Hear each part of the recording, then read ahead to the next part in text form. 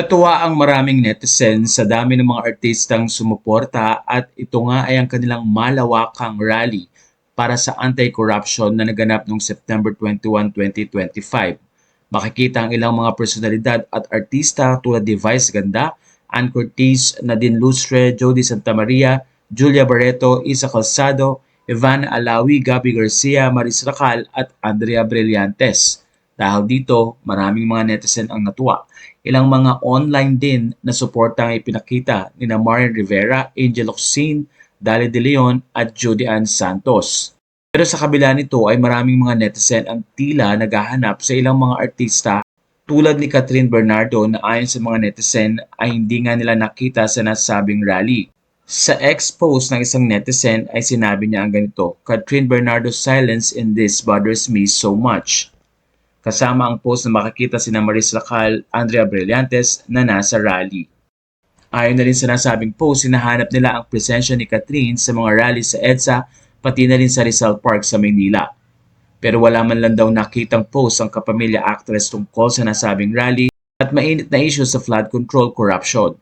Dahil dito, tila napag-usapan din ang napapabalitang boyfriend di umano ni Catherine Bernardo na si Mark Alcala. Comment ng mga ilang netizen, real knowing ang laki ng platform niya, ni share sa IG wala, well jowa niya kasi corrupt din. Corrupt din kasi yung jowa niya. I won't mind sana kung di siya manalilink dun sa Mayor Alcala na mukhang wala pa sa kaligingan ni Vico pagdating sa good governance. Kaso she's being consistently linked to him. Pero nagdepensa naman ang ilan sa mga fans ni Catherine ayon sa isang netizen. As of now, nagpadala siya ng foods and drinks sa mga nagrarally sa Luneta ngayon. She's supporting the people in a different way.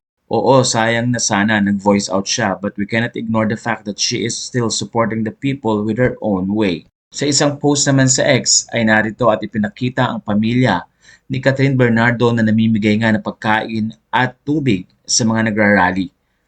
Ang post ng isang phenomenal KCMB, as we always remind, think first before throwing words at them.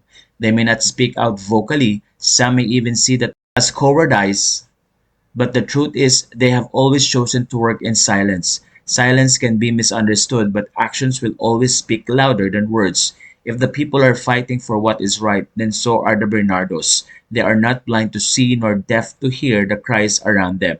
Thank you, Bernardos, for the food and drinks you provided earlier to the realistas. Thank you for your love and your quiet courage to stand for what is right.